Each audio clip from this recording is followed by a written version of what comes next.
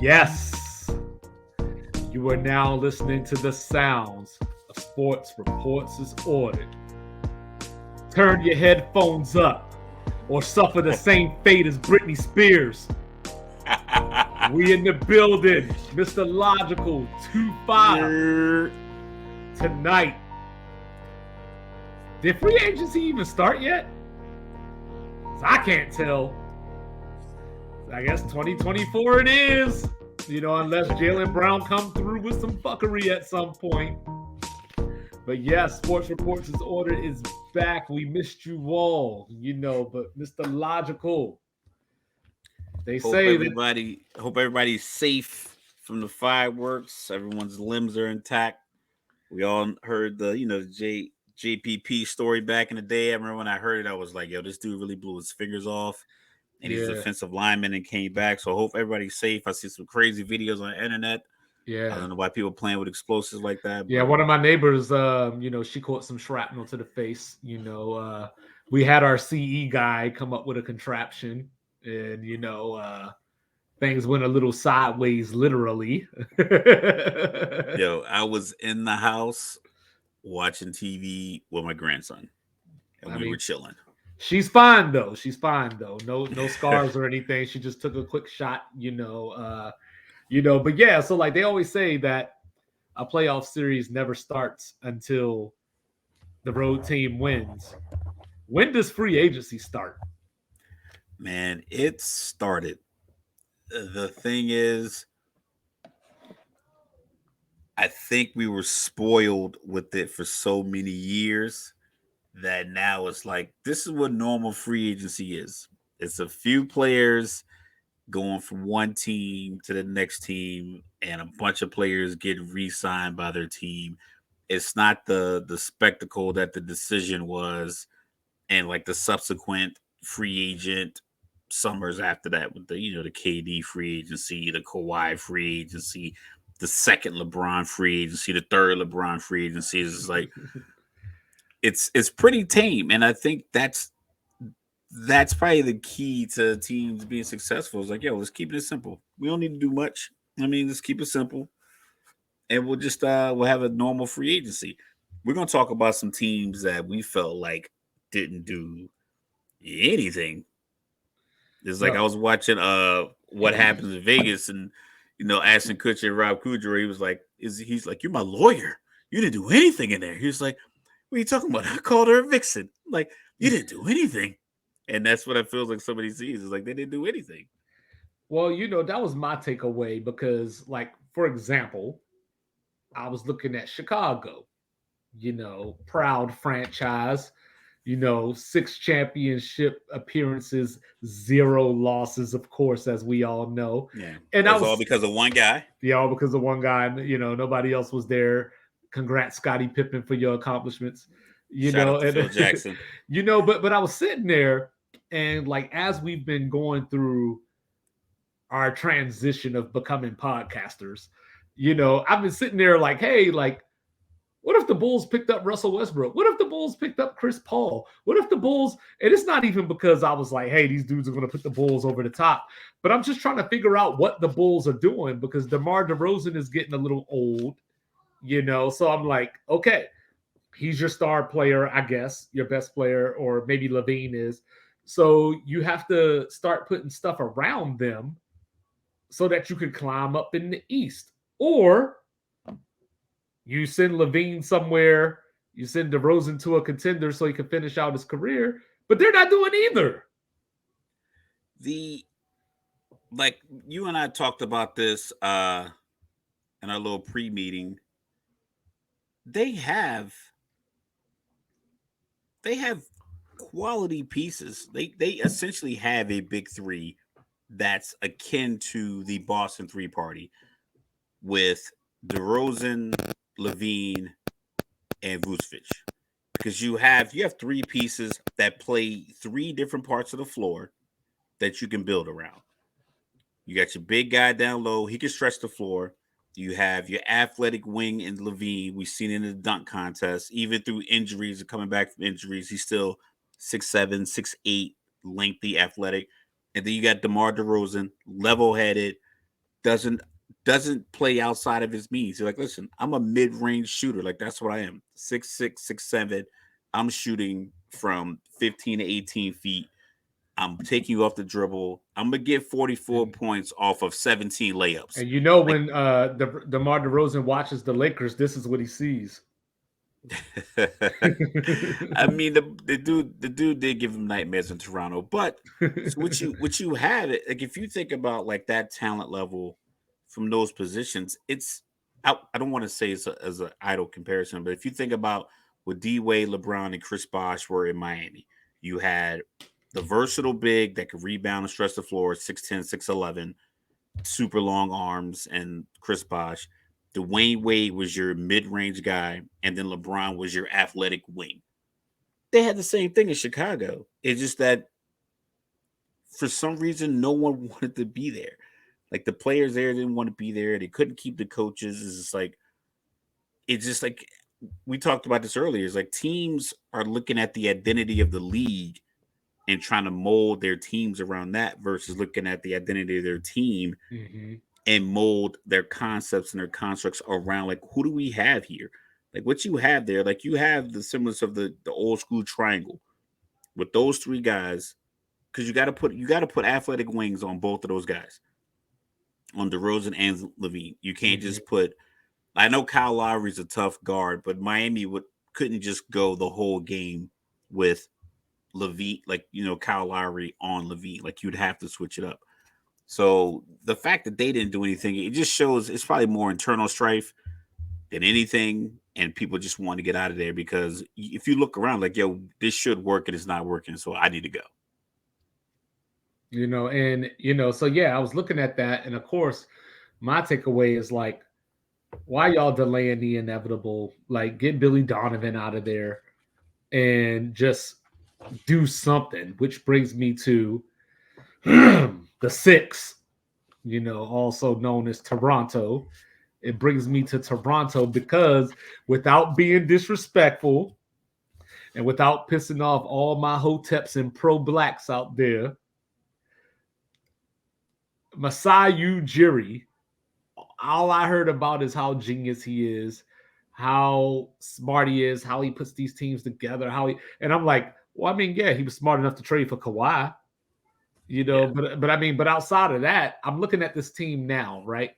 And I've been reading the reports about Fred Van Vliet, who we'll get to later, and Pascal Siakam screaming at these young guys in the locker room.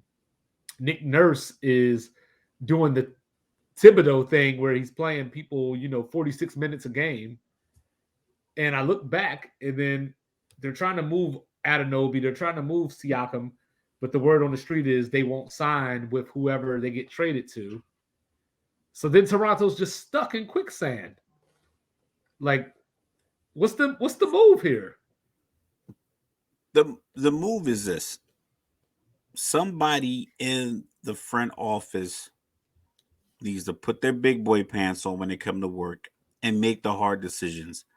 Either make the final decisions to keep players and say this is what we're going to do going forward, or make the decision to say you need to go because this isn't working, which is fine. Like getting a fresh start, there's nothing wrong with getting a fresh start, but in the same time, there's nothing wrong with getting some clarity. Like get it out there, yell it out, hash it out, whatever you got to do. But you guys are a few years removed from a championship. Yes, some pieces left, one of them being Kawhi, but you still won a championship in 2019 season. So it's like it wasn't that far off. It wasn't like you won it in Mm-hmm. 2012 And and they the guys are just holding on. and they made a run So at Boston in the bubble. so it's like you have talent, you have the players. You don't need. There's only like 4 or 5 superstars in the league, really, and even of those superstars, a lot of them aren't doing it on their own. Most of these superstars are on teams, and there's a lot of people who go to that team to play with that superstar that doesn't work out. And we'll talk about teams like Dallas. We'll talk about the Clippers. We'll talk about the Lakers as far as that regard. Most of the teams are just solid teams built around a couple of really good players, a good concept, a smart coach, and stability. You get stability when you have because if you're playing 8 or 9, 10 guys, those other extra 5 guys that aren't starters, they have to be ready all the time. And if your bench players are ready all the time, a lot of starters get hurt. A lot of starters miss a lot of minutes. Miss a lot of time because of injury. Those backup guys that play 27 to 30 minutes or 25 minutes or 22 minutes, those guys are ready to go all the time. You need those kind of players. If you don't have that, that's what you got to go get.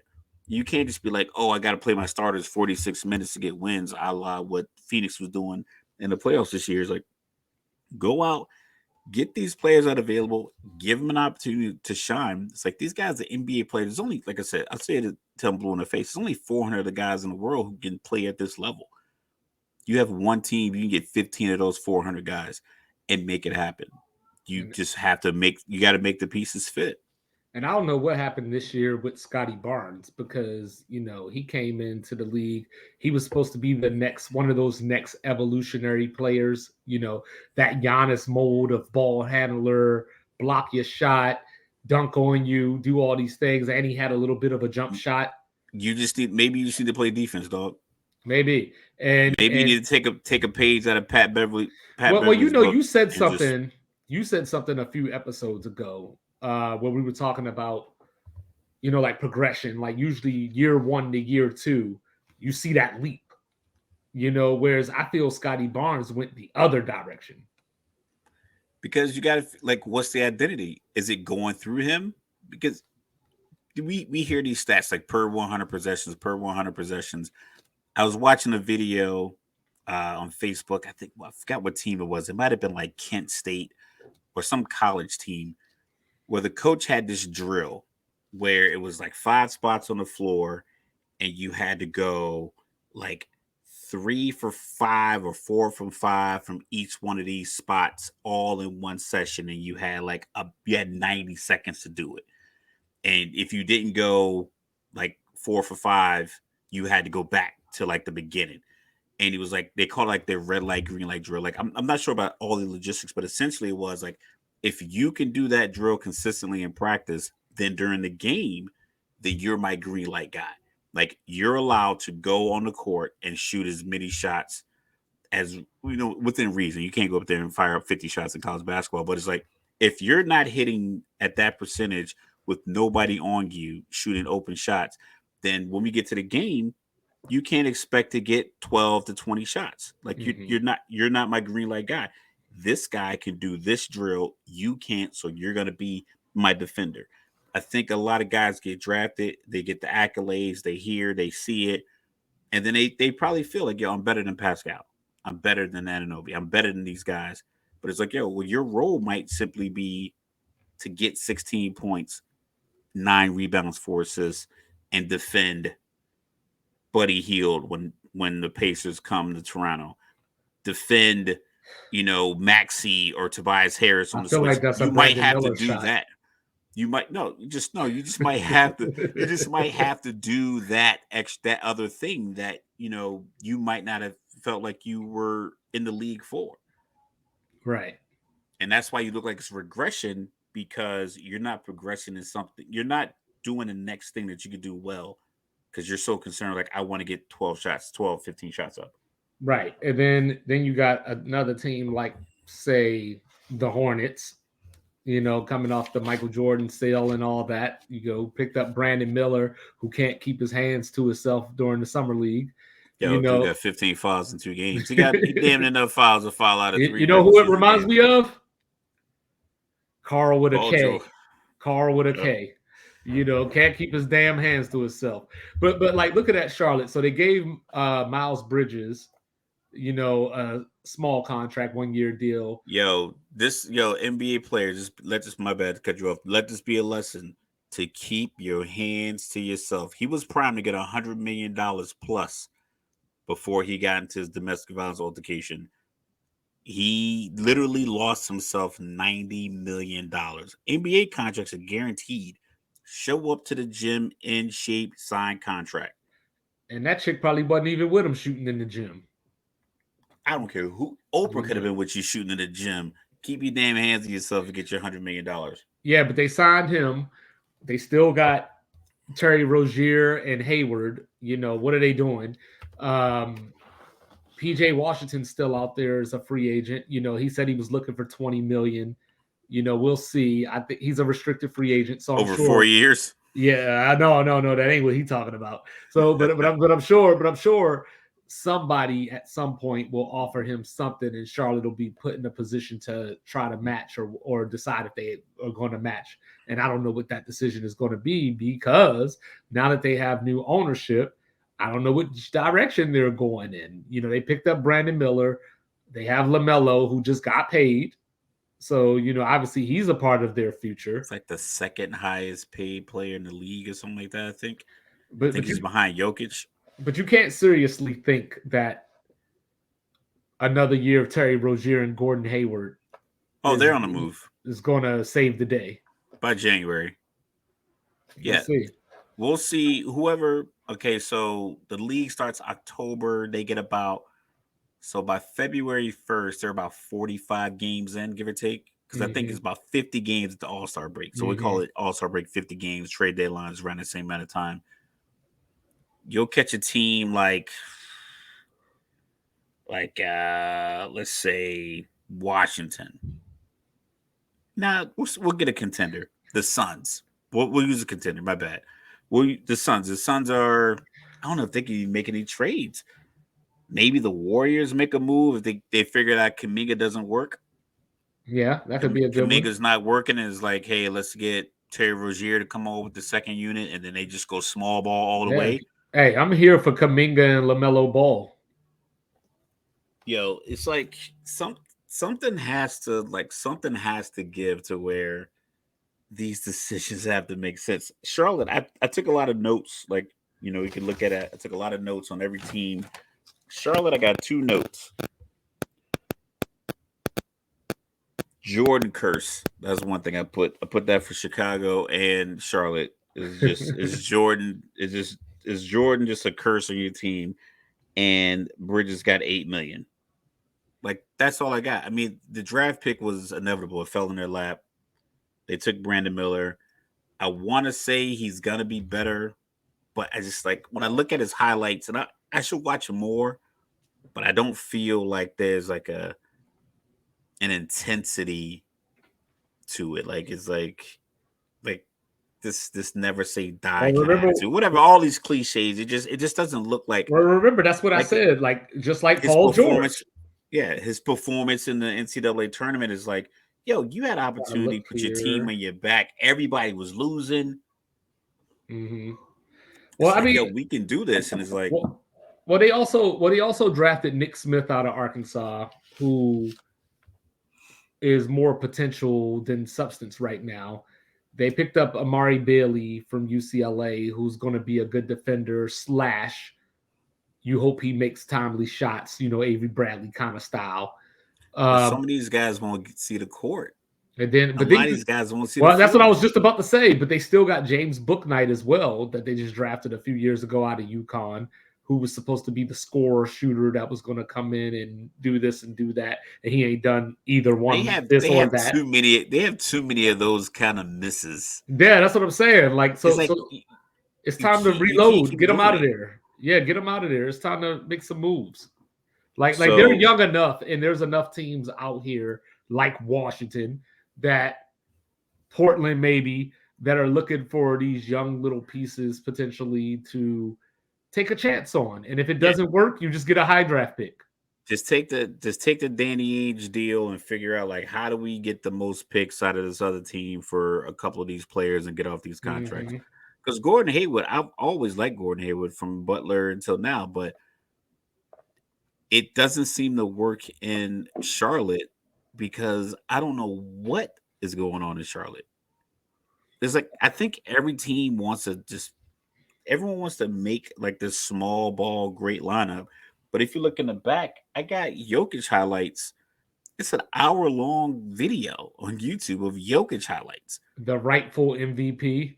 He is not small. And you could probably find another video of quality Embiid highlights that's an hour long. It's like the big man isn't dead.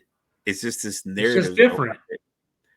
And when you have a pass first point guard like LaMelo Ball, who's 6'8", I mean, it's like you have these unicorn kind of pieces. It's the same thing with Chicago. It's like you have a very unique setup, and it's like you're butchering But a you're playing very like everybody else. you're playing like everybody else when you have a unicorn stallion. You're playing like everybody else Like with regular why horses. isn't LaMelo? I know he was hurt this year, but why isn't LaMelo doing the? And I'm not making a player comparison per se, but why is he not doing the Russell Westbrook thing?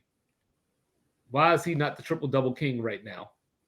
He should be 16, 12, and 10 Yeah, every night. Jason Kidd, if you prefer that. Yeah, you know what I Yeah. mean. Like 16, 12, and 10, or hell, even 20, 12, and 10. He's the guy you can build it around.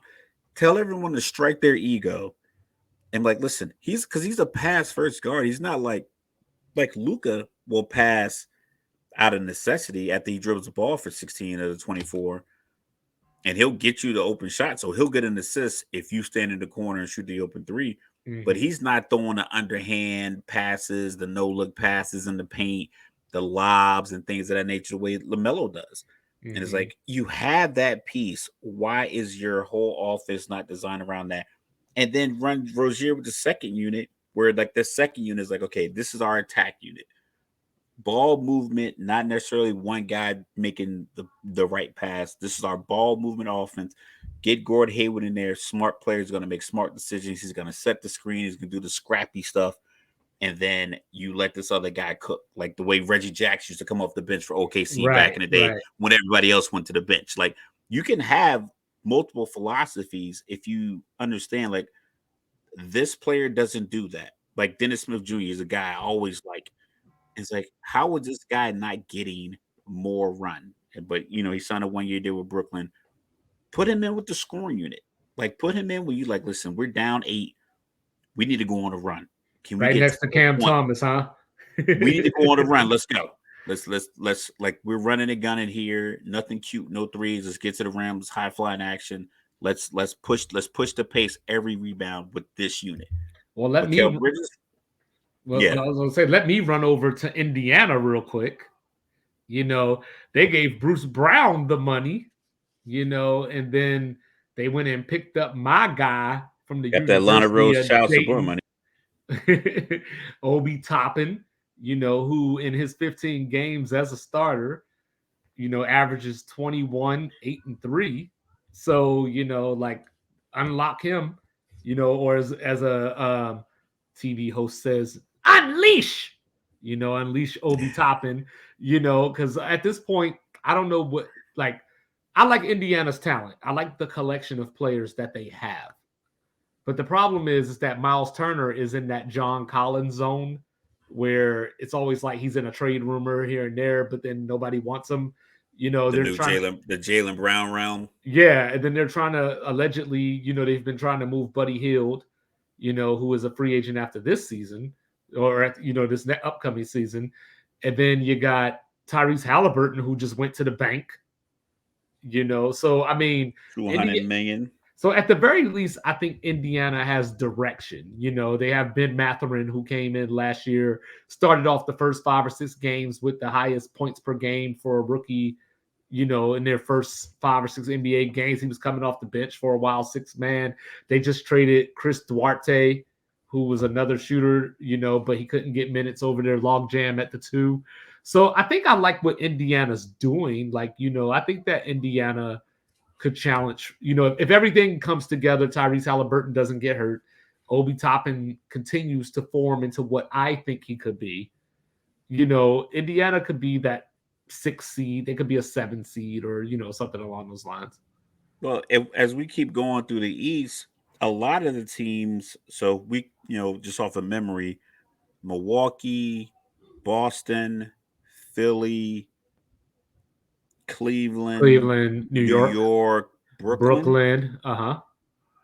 If we look at those 6 teams, Philly, we could talk about like we don't have to get into details. We're not impressed with their all season. It feels like they're just kind of loading up this cannon of potential to get Dame. But But if Dame is stagnant, as steadfast as his agent saying per reports that he wants to go to Miami, what's Philly doing? So well, I'm not what we sure do exactly know, if they can stay at 3. Well, what we do know is that Tyrese Maxey ain't going anywhere.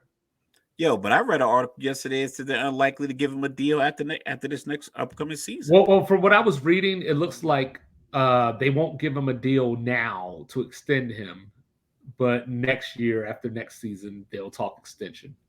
But Okay. but What I then read said you run the they risk. weren't likely to. He can walk. Yeah, now he's like, oh, so y'all don't want me? Even though you made me untradeable or whatever, like you said you don't want to trade me, but you The ain't trying Lamar to pay me Jackson, either. the Yeah. Lamar Jackson conundrum is like you can't keep just dangling these guys And because Embiid ain't getting no younger.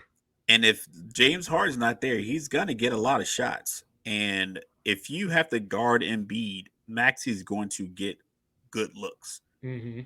because Embiid is you got to double him. You got to have somebody. You got to have somebody peeking over their shoulder. So he's gonna get 3, 4, Yeah, they maybe went and 5 got. wide open looks throughout these games. Then they He went and knocks down got. 3 of those. They went and got Bebe's kid. Patrick Beverly. Patrick So Beverly, like yo, the world should be thankful that Patrick Beverly's not 6'7". We talked about that with Iverson. yeah, Pat Bev, man, like and then I'm of gonna course, go see some Philly games just to see Pat Bev. this is the last year of Tobias Harris's contract as well. Yo, you That talk about assassin. Ocean's 11 level robbery he put on Philadelphia. Yeah, He done it. I don't think he's dropped 30 points since he signed that deal. but but like Think about that. He got $180 million, and but can you recall the game where it's like, yo, Tobias Harris is on fire? I mean, he's had moments here and there, but no, I can't think of a game where it was just all Definitely about not in him. the playoffs. Definitely, And they've not been in the playoffs playoffs. every year, and they've been, counting on, and their Yeah. playoffs flameouts have been huge. Well, that's what I'm He's been saying. on those teams. Depending on those teams. depending on how their season starts out, he could be a deadline dude. Somebody might pick him up since he's expiring. Maybe Philly could get something. Back to Cali. But then let's take it down to the Sunshine State. Because I was looking at the Orlando Magic after draft night. Jet Howard and Anthony Black. So I was like, well, Cole Anthony, he's been in rumors. Jalen Suggs has been in rumors. I'm looking around and they still there.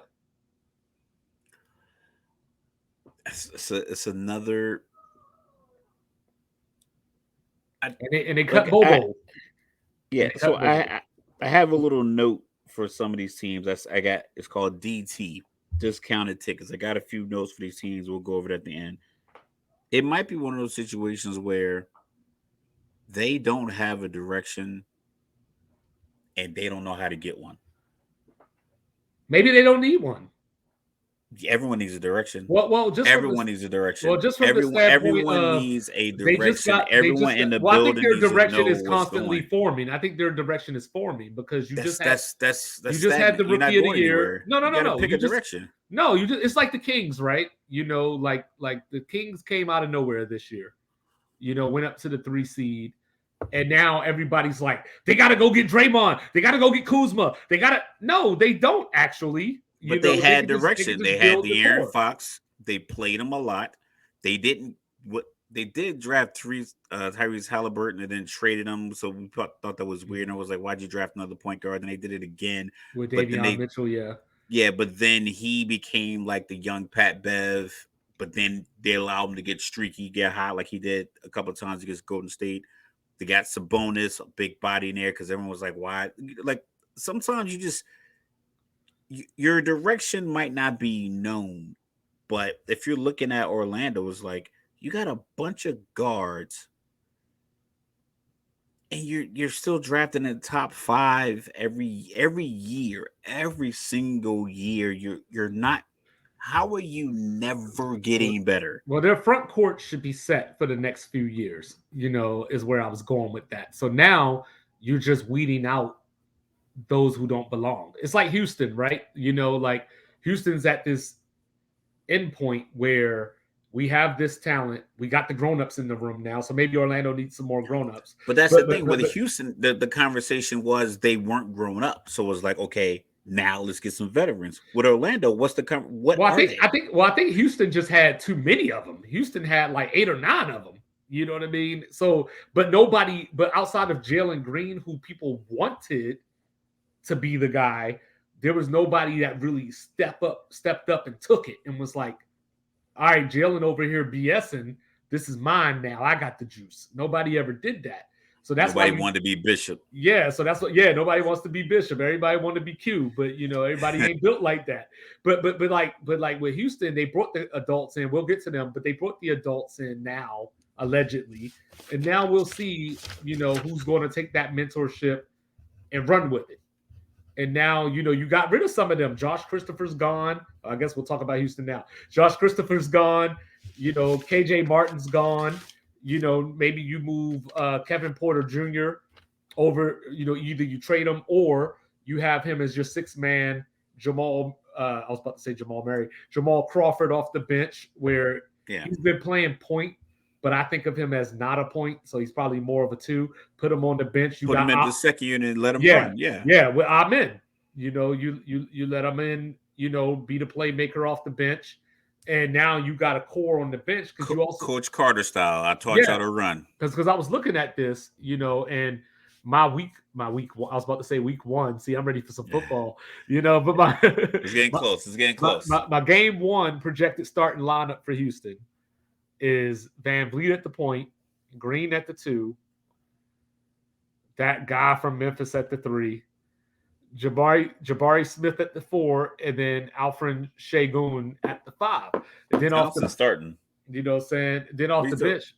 No, I ain't got Thompson starting yet. He's starting. Where? Is he gonna go to the 3? He'll start at the 1. I think they'll move Van Vliet to Van the 2. Vliet to the 2. Jalen Green small for a 3, ain't he? Yeah, but everybody's small. I think so. Everybody playing small. Only got to do it on the 4. Only team out west they got a guy over 6'9" that you got to worry about is LA and Denver. Well, I was thinking everybody else is 6'7" and under. Well, I was thinking I'm in with Kevin Porter Jr., Tari Eason off the bench. He came on late as a rookie last year, and then they got Mr. Australia himself, Jock Landale, the Jokic stopper. Yo, I think Ime Udoka was blessed with great, length and athleticism with the team he had in Boston. I think the team in Houston could look like that.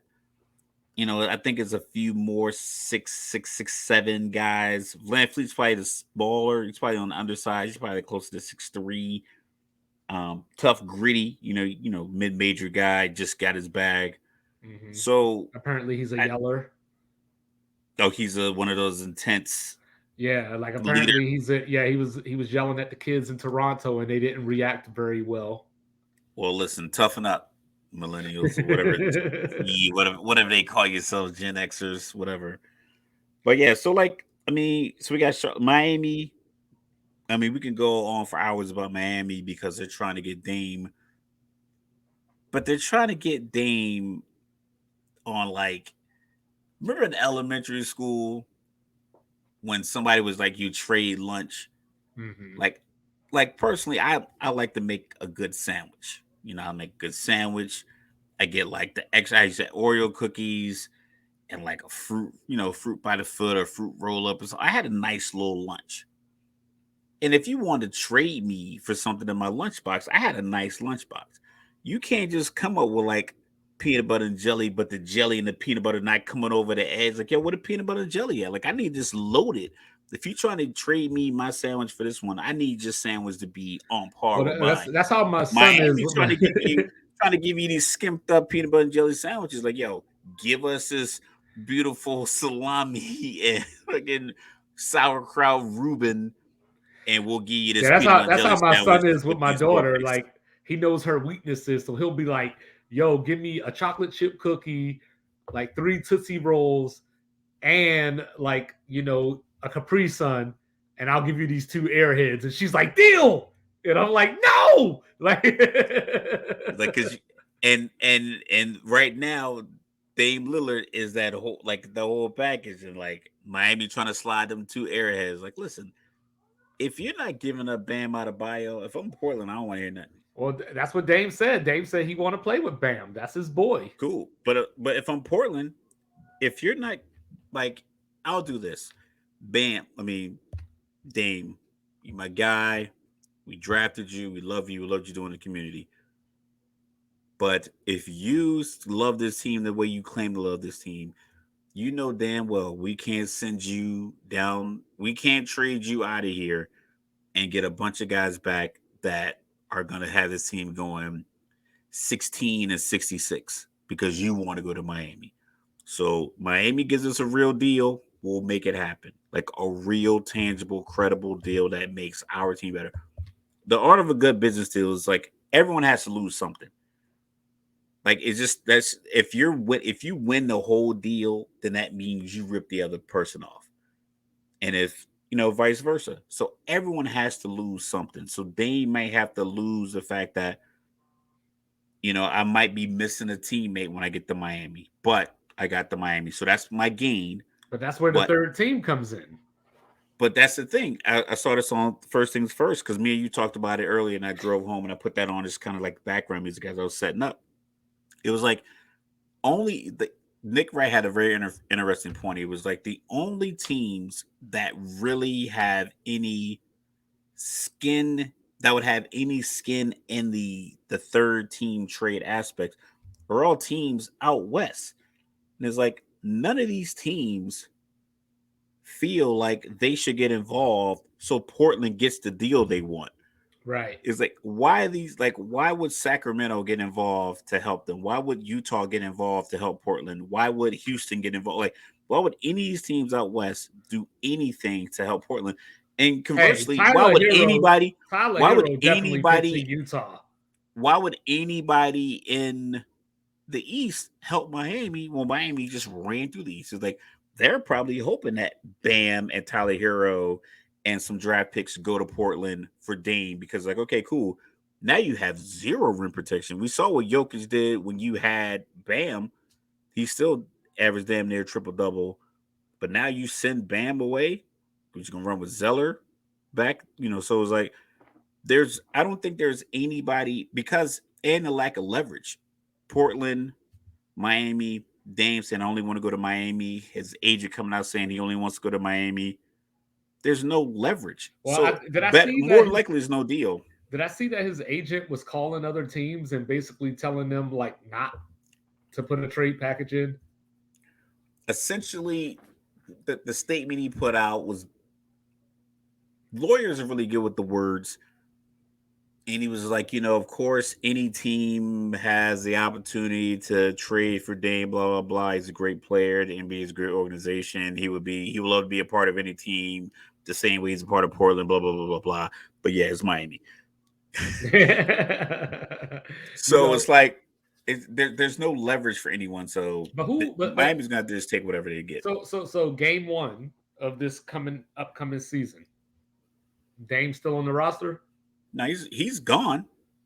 He's gone. He's gone to because there's some other teams that I think could make a deal, but that's what like I said they were talking about. He's like he's like right now Miami has the best deal, and Chris Broussard was like, "How do you mean he has the best deal?" He was like, Nick said because that's the only deal on the table, so that's the best deal. Right. He's like, you can't have all these potential other deals. Like, yeah, I have. He's like, I have 10 deals that might work for Portland and the other team that Portland had to deal with. Yeah, but none of those teams are even allowed to make the phone call. So it's like the best deal is the Miami deal. Yeah, because I was sitting there the other day, and I know this might shock you a little bit, but I was like, "Yo, get the Bockers on the phone." You know what I'm saying? Get the Knickerbockers on the phone. You know what I mean? I mean, Julius Randle and RJ Barrett and some picks. Yeah, and I know you were talking about Utah. I've been talking about the Utah thing from the time that he put the Weber State jersey on at the All-Star game. Mm-hmm. Like, we could check the tape, go back 5 months to February. I was like, I saw it in his face because I was in Utah that week. It feels different. People don't like when you go home, you have a different look on your face. Like when you can see it in these guys when these players go to the All-Star game, when Patrick Mahomes and Derek Carr and all these guys and Saquon Barkley are down during the Pro Bowl. You can tell they are enjoying the moment. You can see like the glee. Dame Lillard's face when he was in Utah for that All-Star weekend. A lot of those fans are homegrown. Utah is very small. Like it's a big state as far as land, but as far as like people live in a section like this. 40 miles, Mike, 45 miles from Ogden to Provo, give or take. Everybody lives right there. So when Dame Lillard is was killing it in basketball, he was getting so much love. They still have billboards with his face on it from college. He's been in the league 10 years. Mhm. So they still love him there. So when he goes there and he wins a 3-point contest, he's wearing the Weaver State jersey. You see the mountains. Like he's a kid from Oakland and went to Utah and balled out and they got him to the league. That tugs at your heartstrings because like I said, I That's go back to Utah all the sentimental. time. It Yeah. is. And Utah plays good basketball. I think they play the basketball that would work with him. They have the young talent, and I don't know how much They talent got you have to give picks. up. They have plenty of picks, and Danny Ainge is a world class con man, and he was a world class athlete. So Yeah, like and I he think probably the has. Knicks are the only team that has like in the same ballpark of picks as Utah. And Portland is one of those teams. Is like okay, we got young players. Anthony Simons is playing well. Scoot Henderson looks like a grown man. Uh, they re-signed Jeremy Grant. They're a team that's not expected to win 40 games a year, 35 games a year. If they go 30 and 52, no one's calling for anybody's head. It's like they put on a good show. They're way out in the Pacific Northwest. They're barely on TV. So if they can get a haul from Utah to send Dame back to his second home, I believe they'll do it. I think they'll get a better offer from Utah than they'll get from Miami. Definitely. But yeah, so so that's one angle, and then like what does Miami do if Dame doesn't end up there? Then they just play the same scrappy basketball they've been playing for the last few years. No Because we saw, star, 'cause- everybody's against us, so yeah, forth because and we so saw on. Struess and Vincent, get paid. Struess 4 years, 64 million from Cleveland. Vincent 3 years, They got 33 million from the Lakers, and then so you yeah, and Cleveland got they kept Levert and they got George Niang. which I don't know why they kept Levert, but just another dude. Everybody's gonna go either you can go with either you have dynamic point guard play and guard play, or you can try to overwhelm people with like a barrage of shooting. Mhm. So But I he can't think shoot. teams He just shoots a lot. But he can't shoot. maybe get more open looks. Max Maybe. Struess might So stretch the floor. yes, I was looking at this because we were talking about, and a lot of people were talking about like Miami is like doing this all-time shooting thing during the playoffs. How are they doing this? They're just hitting all the shots. So I went back and looked at it because that's what I do. And so in the regular season, Gabe Vincent shot 33% from three, Struess 37. In the playoffs, now we were thinking about them hitting all these shots, but in two of the four playoff series, Gabe Vincent shot 38 or 30%. And just in two of those series, it just so happens against Milwaukee, he shot 42%, and against Boston, he shot 51%. and then when you look at Struess in the finals, he went 19% from three, which I would But have never guessed. he had a couple of bad games where he went like Yeah. over. Yeah. Yeah, well, he started 0 for 9 in game one. Yeah. Yeah, and And then then game two, he fired off. two of the other series, he had a 41 or 42% shooting series from three, but then he had two series in the playoffs where he was under 36%. So like we were thinking of them as like, oh my goodness, they're shooting the lights out. See, I didn't think that because I watched the game. I thought teams they were shooting a lot. What I did notice about Miami is that none of those guys look hesitant. If we watch it, if we say, for instance, the Lakers and the ball's getting swung around and LeBron's on the floor. So it's LeBron, Schroeder, D'Lo, AD, and Rui. Oh yeah, and Toronto picked up Schroeder. Yeah. So it's like when that ball swung around, Rui probably had an open shot. but he wouldn't take it. Then it gets around. D'Lo might have an open shot. Rarely, he normally takes all of his open shots, but he doesn't. It gets back to LeBron and comes back around. But with Miami, if it got the Gabe Vincent in the corner and he felt like his feet were set and it hit him in his hands, he was letting it fly.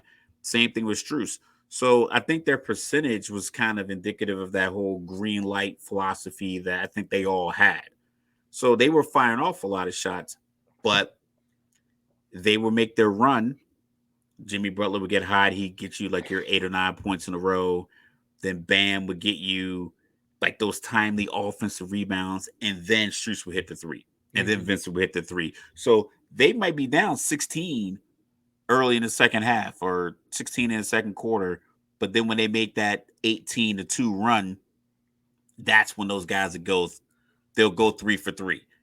And like, so at the end of the game, the stats say, oh, yeah, he only shot 40% from three. But yeah, well, when they were making that 18-point run, both of them went 4 for 6 from three. Right. And that's why it looked like they were just hot, because they were hot when like it mattered. Whereas like Klay Thompson would go cold in that series against the Lakers, and it's like, man, he's doing terrible. And then Steph was like, getting his shots in, but everybody else was cold. Miami, everybody got hot at the same time. That's why it looked like they were just crazy hot from three. And I do like Vincent to LA. I'm not sure how I feel about LA. I mean, they didn't get to see him play really, but I wasn't necessarily a big fan of them letting Mo Bamba go. And of course, he ended up in Philadelphia. So I wasn't too fond of that. But I mean, they kept their team intact for the most part. I was surprised they brought D'Lo back. They let Schroeder walk.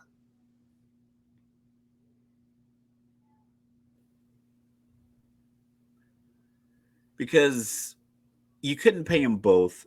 And if I can't pay them both, I'll take the bigger guy. I'll just take the taller guy, the guy that's a little bit more confident, and he's left-handed. So that does give you like, I mean, I don't know how much it really factors in, but not that many guys in the league are left-handed. It might put a little bit more pressure on the defense. And D'Lo, his confidence never wavers at all. So I'll take the confident, taller guy for this essentially the same money as Schroeder. Schroeder should have taken the bag that LA offered him back in the day when it was like 4 years, $84 million. For some reason, he did the Oladipo thing where it was like, nah, I'm gonna go get more. Nah, get that. Like, you offer me $100 million. I don't care what it is. I'd join the Air Force again if you offer me $100 million. Yeah, but a lot of people are, debating the Lakers. Like, some people think that they've done enough to get back to the Western Conference Finals and potentially challenge Denver. So we're transitioning to the West, and I wrote a note about that too. Yeah, go for it. They got younger and they're paying a lot, and I think the expectations are going to be too high. And when they start the year 10-8, 9-8, 10-8, and Jackson Hayes proves to be unplayable. Good pickup crunch time for the time being. Rui can't stay out of foul trouble. D'Lo goes cold. You got a lot of contracts you can't move. It can't be like, oh, well, let's go get this guy. Because we got a guy in our group. Shout out to Adam. He loves the Lakers, but he has them getting everybody. He got them getting Christian Wood. He had them getting Bol. Like, he has everybody that's available. He wants the Lakers to pick them up. And it's like, I understand what you want, but these contracts that you put these guys in, can you play Gabe and White Mamba at the same time? I'm surprised nobody offered him an offer sheet. Because they knew he wasn't going to leave. I'm surprised that he went, because I saw reports it was like 4 years, $90 million that could have been out there. That's what I was thinking. So 4 years, 52 is like, did y'all give him like 2 points on the back end on ticket sales? Like, how'd you make up that difference? Because listen, my son plays, shout out New Jersey Lacrosse Club. He plays lacrosse, basketball, football. If he's in the league and I'm talking to him and I'm like, and he's like, yeah, that Sacramento wants to give me 4 years, $90 million, but I really want to play with LeBron one more year for 4 years, 52 million. I'm like, nah, son, we going to You Sacramento. better go to We, Laker games on your day off. we can go fly down with 90 million. We can charter a jet and see all LeBron games all over the country. I'll go there for you, live stream them. But you going to get this 90 million from Sacramento, or you getting this. If it's somebody awful, like not awful, but if it's like 90 million from Orlando, like nah, don't do that because you're just in purgatory. You'll never get to your second contract because they'll move you like it's your fault, and you'll just be in purgatory like Terry Rozier or Dennis Smith Jr. or some of these other smaller guards that don't go to places that fit. Lakers fit, and I rock with it, but he definitely should have got more than 52 million if the rumors were true that he could have got 90 million on the market. Hey, I see you. Dallas picked up my guy Grant Williams. They gave Matisse Thybulle the offer sheet, but then Portland matched, of course, because initially I was like, when Philly traded Matisse Thybulle, I didn't like that move for Philly. I didn't either, but I felt like it was time. Like I felt like It's never I felt time to get rid of a defensive well, well, player. well, You can just find him a spot. well, I think Philly was also trying to find offense, and he wasn't providing it at the time. But then when he got to Portland, he suddenly hit 39% from three.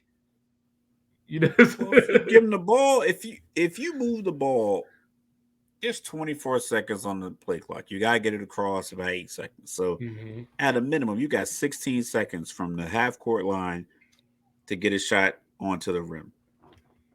If your main ball handler holds the ball for 7 to 8 seconds, it's nothing you can do. But if you come up, Steph brings the ball over, Jordan Poole used to bring the ball over, De'Aaron Fox bringing the ball over, even Chris Paul, that effect, like Chris Paul handled a little bit more, but he was making deliberate moves. KD, even Kyrie sometimes, they feel like he can fall in love with the ball, but Kyrie falls in love with the ball because he's about to make his move. He's not dribbling the ball to set something up. He's like, I'm trying to get to the cup. Whereas you have James Harden, he's dribbling like he's trying to set up his own shot or some Like he haphazard pass practicing to the he wing. practicing in front of the garage. Like, did you see that, Mom? So if you got a guy standing there waiting on the ball, like it just is. If it's not a good fit, it's not a good fit. Hey, But 3 years, 126 for Kyrie, by the way. I like that deal. I think a lot of people. I think a lot of people were speaking for Kyrie when he essentially. I think he stopped talking to the media Mhm. months ago. Like he just would just go places. He was like at the Laker game, like, oh, he's gonna be a Laker. Like, no, I think he is genuinely a fan of basketball. And if you're going to sit courtside at a playoff game and you're rich and you're your late 20s, early 30s, you go to the Lakers game. It's like it's LA. Like I've been to LA as a regular Air Force dude, and I was like, this place is great. I love it. I couldn't imagine someone just paid me $1 million to do a Red Bull You ain't commercial. go. I'd You lose ain't go my no. mind in LA. You ain't go to no Clippers game though, did you? Nah, I didn't go. I went to a strip club called the Body Shop. It was Because great, as you and know, the what's ATM up with fees these? were $9. But What's up with these Clippers, man? They gonna get the James Harden? Clippers, mm-mm. The Clippers are in a position of where they are making business, advertising, and basketball decisions simultaneously. And I don't think either thing outweighs the other. So it's going to just look completely discombobulated. They're opening a new stadium. The Clippers have always been, for some reason, they always say the team downstairs. I don't know if the offices are physically upstairs for the Lakers and downstairs for the Clippers, but they always say the team in the basement, the team The downstairs, the Clippers are the little ugly brother. people under the stairs. But they like their recent success aside from the Lakers championship. I think the Clippers have had more success. They've been more excited in that building. Blake Griffin, DeAndre Jordan, Chris Paul, those series with the Spurs, the Lob City, Doc Rivers. They've had a more exciting run Mhm. in that building, short of Kobe's 60-point game and when Staples Center before they went to Crypto.com Arena. Kobe's 60-point game was the most exciting Laker moment in that building for some time. In that same window, the Clippers were winning a lot of games. They're obviously never going to get over the hump because it's a lot like New York. It's a ton of Mets fans in New York, but New York is viewed as a Yankee city. Same thing with Jets Hey, fans. watch Like your when you meet mouth. someone that's You a know, Jet fan, watch your mouth, I know Tristan. Chris is going here. Shout out to Chris. I know you're a Met fan, but if you go to the city, if you get off the train at Penn Station, which is right under Madison Square Garden, and you get on like 34th Street, and you take a left and you go to that sports store, all the displays in the window are Yankee gear. You go in the store, there's Met gear. I'm not saying there's not Met gear in it, but the street facade is all Yankee gear. New York City is a Yankee city with also Met fans, but it's a Yankee city. So the Lakers are LA's a Lakers city with Clipper fans that are equally as dedicated as the Laker fans. It's not to absolve you or usurp your dedication versus theirs. It's simply that the Clippers are not the team. So they're trying to open this new place. You need a face. So James Harden is older than Paul George and Kawhi. I know I say this a lot. Go ahead and get your shot ready. I'm about to say it again. James Harden tends to get like soft tissue injuries the deeper he gets into the playoffs. Paul George and Kawhi keep bumping knees with other players, and that keeps getting them hurt. So your three, even if you got James Harden, that means your three stars are over 90 years old combined. Now, you tell me a business model to where you're opening a new arena for an athletic team and your top three players are over 90 years old combined. Welcome to Sports Reports Azorda, where you will find ageism. so so unless they I mean, hell, even if you want to go get Dame is over 30. Mm-hmm. And they're moving the stadium isn't like they're moving to another one downtown LA on the other side of LA, like in the Hollywood Hills or something. They're moving like outside of the They're city. going to So they're still gonna be Inglewood. called they're still gonna be Los Angeles Clippers. They're probably gonna be closer to where the Rams and the Chargers play, but they're in that same kind of boat where the Rams are the Los Angeles football team, and then the Chargers. And then if you factor in a good USC football season, that trumps all of it aside Mm-hmm. from the Lakers stuff. So you can get usurped by a college football team. So you need to have people in place. And I think they are 2 years past that opportunity. Should have moved Kawhi or Paul George after the 2022 season to prepare for this. And I would have moved them and just kind of gone young, like Tyrese Maxey young, somebody. I mean, hell, like whatever Charlotte might want to make a move, and maybe you could have gotten LaMelo Ball off of. I don't know but and he's an LA kid. I would go get a guy from LA. Like I would have done something else if I'm gonna use business as my reason for keeping the team that it is, and I got to open the stadium. Then you got to put a face on the billboard because Kawhi's face is going to be on that billboard for a year tops. Paul George is probably gone by Christmas this year. I mean, both in their last year of the contract. You know, Kawhi said he wasn't going to come without Paul George, but your ass is mine, even if Paul George is out of here.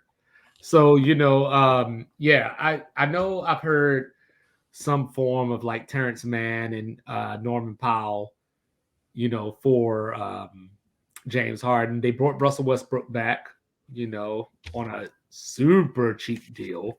I Eric mean, Gordon finally, Russ made like $200 million on his last deal, and yeah, his it's all Jordan good. deal is pretty legit. Yeah, Yeah. Eric Gordon finally got the Phoenix. He'd been trying to get there since 2013 when he told New Orleans don't match, and they matched anyway. But that just goes to show you like leadership right there. Don't match my contract. Oh, we're gonna match you anyway. But makes no sense. but Makes no sense. but yeah, the Clippers they they're not only going to be starting this new arena potentially without Kawhi and Paul George, they're probably going to be starting it without Ty Lue too, because there were already talks about how he was thinking about stepping down. Ty So, Lue's been talking about getting fired all off season. Anytime he got interviewed, he was on the shop on LeBron's show. He was talking about what can the coach do if you got a guy that averages 30, but he goes out and scores 11 in game 7. You got to fire the coach.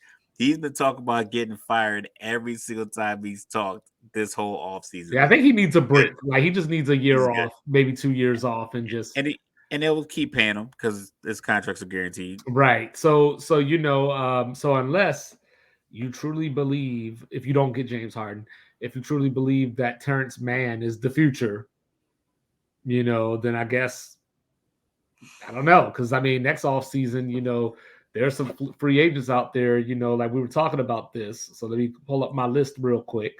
So, some free agents for next season that I was looking at is Pascal Siakam, but I don't think he moves the needle in that way. Buddy Hield, same thing. Klay Thompson, a little long in the tooth, if you will. He's over 30 as well. The assassin known as Tobias Harris. Mike Conley, DeMar DeRozan, Malik Monk. None of the above. Mike Conley's our age. None of the above. But pardon me as I slide back to the Eastern Seaboard for a quick second. But Jaylen Brown's a free agent after next year. Like I said, I bring up my pops a lot in the show. He texted me this morning, and he said 5 years, $295 for Jaylen Brown. He was like, "Is it worth it?" I'm like, I say no, but that's the market nowadays. So that's shout out to the NBA PA. I don't know what other negotiations y'all have. I don't know what your locker room conditions are. I don't know what your practice schedule is like. I don't know what your trainer, requirements are. But what you guys did to get your contracts to just implode and explode the way that they are every single year is just like LaMelo Ball also, 260, 35, 40, Halliburton 207, Cam Johnson 108, Desmond Bane can't even put his hands in his pocket. Can't scratch his own back, but he got to carry this money with them forearms and his biceps. It's like, shout out to the NBA PA, whoever made that deal, whatever lawyer negotiated that deal to ensure that these guys get these deals. Because all I'm saying is whenever Giannis is up for his extension, he's getting $355 million. Well, so Jaylen Brown, I don't see why Boston would let him walk, but I would have figured that, and this is maybe just me being impatient. This is maybe the world that we live in today where everything has to just keep constantly happening for us to be satisfied. But I would have thought that Jaylen Brown would have been one of the first things that we heard when this kicked off. No, because we've talked about this. We talked about it offline and we talked about it on the show. If you look at the league, you have 30 teams and about 6 to 8 have the pieces to win a lot of games. I'm not saying win it all, but to be in the hunt. Right. You probably got 3 or 4 in the East, 3 or 4, maybe 5 or so in the West. But if you look at the way Miami is built, they weren't unbeatable. They just executed, and on those runs, those 18-2 runs, they just made those runs when they were down 15. They made that run. If Boston calls a timeout when that lead goes from 16-7, slows down at home, regroups, they probably cool down Gabe Vincent and Max Strus, and then that team is in the championship. Milwaukee, if Giannis goes 11 for 24 from the free throw line, then what do you end up going like 9 for 24? If he goes 13 for 24, hell, he probably won't even need his extra free throws if he goes 12 for 17. And don't forget the back injury. Then he hurt his back. But even in games 4 and 5, they had double-digit leads in the fourth. And he was playing patty cake with the ball. So, if they can, I think there's a lot of teams aren't really no one's really stretching, no one's creating distance. The free agent moves aren't creating a distance like they did 4, 5, 6, 7 years ago with the Kevin Durant to Golden State. Like that move isn't out there. And we've seen what the James Harden, Kyrie, KD move did to Brooklyn, so teams aren't making that move. So Boston's looking like, okay, if we can keep some bigs in here that play defense, we can keep guys like the dude with the Stephen A. Smith forehead. Hey, I saw some pictures, man. He looked like me now. Did he take it off? Yeah, he looked like me. I saw him at a wedding. Smart move. I had a supervisor. He used to get a haircut and it was like just 8 strands. I'm like, dog, just take that off. We deploy, balded. I'm like, just leave it like that. I had 2 supervisors do that. So they got rid of Marcus Smart in the trade deal with Memphis. You got to make that move with Porzingis. You got to get Porzingis to come in and say, listen, we don't need 23 points out of you. Can we get 16, 7, and can we get 16 points, 10 rebounds, some assists, and 3 or 4 blocks? Can you give us that? Because if he gives you that, he's on the floor the whole game. And his block is with a few minutes left in the game in a close game. So it's just as impactful. It's probably more impactful to get 3 or 4, 3.5. If you can average 3 blocks in a game or contest and 16 points, it's probably more impactful than you getting me 23 points, 4 assists, and 5 rebounds. Like, I'd Yeah, rather because you give me the blocks. yeah, because old Al showing that age out there. You know, like Al is winding down. Horford looked legit. He looked like he was playing well. He was holding up against Bam well, but Bam isn't like Bam has like he doesn't have like a shooting touch like Jokic. Jokic like that thing will hit the rim and kind of die down into the hoop. Bam, a lot of his stuff would like bounce off. Like I said, I think Boston, you keep your Frankenstein built players you have, like 6'8" Tatum, ball handler, can score. You keep Jaylen Brown. You keep pieces together because I don't think there's a gap. I don't think the gap from the first place team in the East to fourth versus the first team to fourth in the West. I don't think the gap is that great. I don't think anyone did anything to separate themselves. I don't see any move coming. I mean, if Golden State can get James Harden for 8 future draft picks, then okay, maybe that looks crazy. But I don't think any of those moves are available to really set any team apart. It may make a team look different. James Harden in LA, it'll look different, but they would have to give up some of their core pieces, whether it's Luke Kennard, Terrence Mann, Powell. I don't know if Zubats is still technically on the roster. They would No, have he's to a give free up agent. they would have to give up pieces like in that realm. So it was like there's no one Kevin Durant piece, this mercenary for hire coming from Long Island to Golden State or any other team like that. So I think if you have a combination of player that you can keep like that, I would say you pay that 295 is hefty. Yeah, It's hefty, but the yeah. reason that 295 is available is because it's a negotiated percentage of money you're already going to get. So it's not like you have to come up with more money to pay him that 295. That 295 is probably built into hmm the negotiation of all the money that's coming in. This is what you offer players in this. But is it possible that they move him though? Is it possible? I Not would likely, say not likely, but is it possible?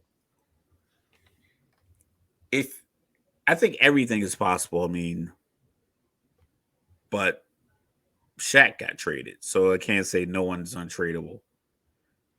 But who is trading for him? And if you're trading for him, what kind of team are you? What do you have to give back to Boston? hmm So I mean, it's like there's not a lot of teams out there that have assets that Well, I mean, would make sense. Like you it got would it would it wouldn't make Damian. sense. Well, that's what I'm saying. Look at the deal. Dame Lillard is top 75 player all time, and Miami just offered a dude who was hurt all playoffs some picks and maybe a couple other guys, and you said you heard in a podcast or somewhere in the sports sphere that Caleb Martin is the hold up to get the deal done. Hey, that So man you should got a have been top Eastern 70. Conference Finals MVP. True indeed. So you got a top 75 player who's on the move, and then the guys that are gonna go back for him are dudes from Jack Harlow videos and a guy who should have been Eastern Conference, Larry Bird Trophy winner. Yeah. So what are you gonna get for Jaylen Brown? Like who would trade from Sacramento? Like you'd have to give up De'Aaron Fox or Sabonis. Who Golden State? You'd have to give up Kuminga, Klay Thompson, Andrew Wiggins. If you are, because I'm not saying anybody in the East would make that move because Boston's not going to make anybody in the East better. Right. So Memphis, you got to give up Triple J. Maybe Clark, but he's coming off an injury and a bunch of picks. Maybe. But even then, if Boston is wise, they're like, we're going to fleece you for everything you got. Mm-hmm. New Orleans, maybe you can go Brandon Ingram. Hey, there is that Boston Celtic that we talked about earlier up in the great state of Utah. Danny Ainge, but Danny Ainge is one of those dudes. It's like I said, when the people hang up when Bill Belichick calls, he's one of those guys. It's like you don't answer Danny Ainge's calls, Bill Belichick, John Dorsey. There's a bunch of guys when they call, just don't answer because they're gonna double talk to you like a pimp, and then next thing you know, you got 4 quarterbacks on your roster, and you have no first round picks for 2 years. You don't know why. Yeah. So, like I said, I think it would make more sense for them to pay him his $295, which is such a crazy number to think of. Someone's gonna work for 5 years playing basketball and get $295 million. I'm all for it. Break his leg regardless. He getting it. I'm all for it. Luau Deng style. Like you could be back home in the motherland still getting a check from Los Angeles. I'm with it. Timothy Mozgov, 4 years, $72 million. Still was getting a check from LA for a while. Yeah. Shout out to Bobby Bonilla, still getting paid by the Mets. Robinson Cano still getting paid by the Mets. So these contracts, I'm all for the players when they get their money through the contract because the owners. Michael Jordan paid a couple $100 million for his share in the Hornets, had a 43% win percentage, and just sold him for $3 billion. So he literally did nothing. Don't even get me started on that football team in the nation's capital.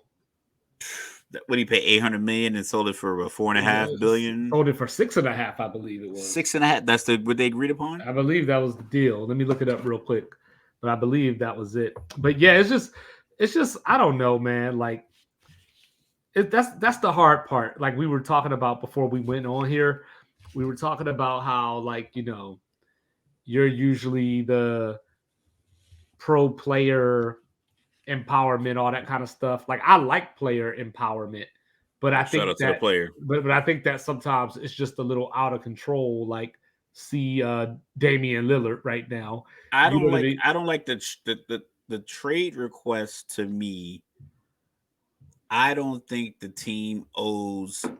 I think I said this a few weeks ago. I don't think the team owes the players any favor if you're trading them with a contract that the other team has to honor, because Dame Lillard is still owed $200 million on his, $213 million on his deal that he signed in Portland.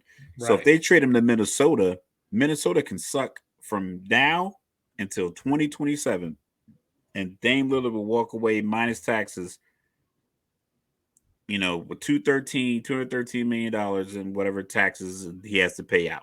They did their due diligence. They did him a favor. I don't like how teams do a guy like Russ, right? Where they know his contract is fine to dangle him, or how OKC did Al Horford, or how everyone's doing John Wall. They're paying him money, but then you're lessening his value to the point where he can't go out and get another deal. Right. John Wall could have been playing this whole time, and he could be probably re up his deal right now if he still was healthy. He probably could get a Schroeder deal, an additional 2 year, $30 million deal to kind of like keep going in his career. He can have the legacy, but really, you got him sitting on the bench, just in Riding the away. locker room, riding away, and it's like, yo, this is this man's livelihood. Yeah, Nobody you're happy. paying him. Like y'all ain't even happy to have him around. So it's not even like you're using them for the mentorship thing or anything like that. Like you just got them there holding them hostage. But yeah, that Washington sale, 6.05 million. Yeah. You know what I'm saying? So yeah, I'm just trying to be a GM. So just like, in case y'all were wondering, cheating does prosper. Oh yeah, if you ain't cheating, you ain't trying. Shout out to Bill Belichick. So we I mean, like I said, me and Mike, we talked about this. We're just kind of going, just checking the teams that we thought made good moves, bad moves. We talked about the Suns with the Bradley Beal deal. Are they going to be able to put a team together that can compete from February through the playoffs? Because everybody looks good early. Okay. So that's a simple question. Because my note I have here is no scoring with the second unit. Well, I mean, they just picked up Eric Gordon, so they got a shooter, but he's not. He doesn't create his shot. Right. I mean, they got a bunch. It looks like they got a bunch of shooting. If you had Jordan Clarkson instead of Eric Gordon, I would give you the nod of you have scoring with the second unit because he is, he can go for 40, but Eric Gordon is a good shooter. He's a good basketball player. Like these guys are all great basketball players. It's just that, are you going to? What's your rotation going to be? You got a new coach. Is it going to be KD? If you're going to start all four of them with Ayton and then some other extra guy? The best thing that they got going for them is the fact that Bradley Beal, aka Black Brad, is going to be. I guess he'll have the least pressure out of the three. Like KD's going to have some pressure to win without the Warriors or whatever. They're top 5 in odds to win it all, though. No, I know, but Vegas odds. But I'm just speaking of him. Teams. But I'm just speaking of him individually, though. Nobody's like, I don't think so. You got KD and Booker. Chris Paul was old. You got him out of there. You still got Ayton. You weren't playing your bench anyway. So I don't think so. People are like, hey, they got Bradley Beal. They can win a title. But I don't think it's, yo, Bradley Beal, you need to prove your worth and go out there and win that title. So he can just play. That's because he played in Washington for all those years. Well, that's what I'm saying. So I think that's the best thing. They never levied the responsibility on right, and that's what I'm saying. I think that's the best thing for them. Which is completely fabricated anyway. Like no one should tell another player, like, as a spectator of sport, I can't be like, yo, Kyrie, now that you signed this deal, you and Luka got to win it all. It's like, well, with they're not obligated to me. Well, when KD went to Golden State, obviously everybody knew they were going to win titles. It was too but easy. If they didn't win titles, it would have been a hellacious couple of years for Kevin Durant. Listen, if Chris Paul's get your shot glasses ready, soft tissue would have held up. It would have been it would. But if the Rockets would have went 3 for 27 from 3 instead of 0 for 27, yo, if they just would have taken, if they would have taken 7 pump fakes and taken 7 2-point shots and went 0 for 20 from 3 and went 4 for 7 from 2, it would have been a different outcome. But that's what I'm saying. Just a pump fake, or like when LeBron went to Miami. If they didn't win, if they didn't win a title, if he didn't have that, was it 45-15-5 in Game 6 against Boston, I think that, I don't know who leaves, because I know Pat Riley loved Dwayne Wade, right? And I don't think he was a fan of the stuff that comes with LeBron. The amenities of LeBron was and that's what I'm saying. I think he would have been gone. Like, and that's what I'm saying. Can you imagine that open trade market? Can you imagine the trade for LeBron James if that was available in 2012? 12, yeah. and that's what I'm saying. Like Bradley Beal doesn't have that to live up to per se. Of we just added you to this team, take us to the title. Like he's ride along. You know Well, what I mean? Like he's on a team with KD, and yeah, KD never has those responsibilities anyway. you Like I know, don't think people will not okay when Phoenix goes 45-37. okay. All right, what day is it? July 6th, 2023. When they go 45-37 and they are in the play-in because oh yeah. Oh, listen, I have zero there's only so much basketball four people can play, considering one of them is completely disrespected by the team. DeAndre Ayton has zero incentive to work harder for Phoenix. Well, at least he People got a say big it's a man Monty coach Williams now. thing. Yeah. Irrelevant. Frank Vogel can't do anything for him if they don't draw up plays for him. And how you going to draw plays for a big man when you don't have a traditional point guard? You got campaign. He's a bench. He's a second unit point guard. So you're going to run DeAndre Ayton with the So Booker starters starting at and the the point. second unit. Who knows? Who knows? Hence why they're 45-37. Because you need, and that's a team that needs a point guard because they have a pseudo max contract big man who was unhappy with his lack of usage. So Mhm. they need someone to either the coach to get him the ball or a player to get him the ball. If neither one of those things happen, you can go ahead and chalk up offensive rebounds to other teams. They're going to get them because where's his effort? Why am I showing effort? So those tough games against Dallas, those offensive rebounds that the other team's going to get because he's not going to get them. You saw what he did against Denver when he was watching Jokic lay the ball up, getting offensive rebounds over top of him.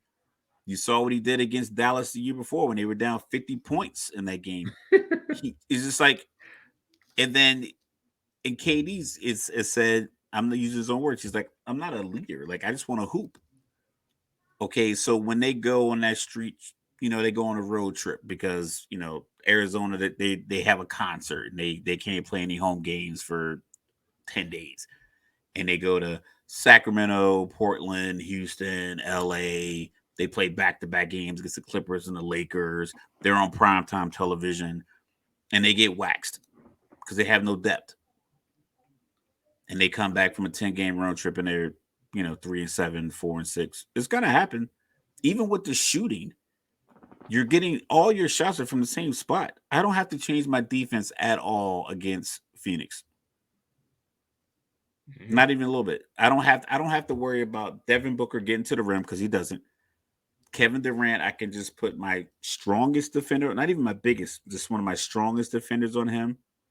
And I can just match up my other two guard on Bradley Beal and see if he catches fire. And if he does, he does. He beats us. Yeah. You just move people DeAndre around, but you're DeAndre still playing the Ayton, same way.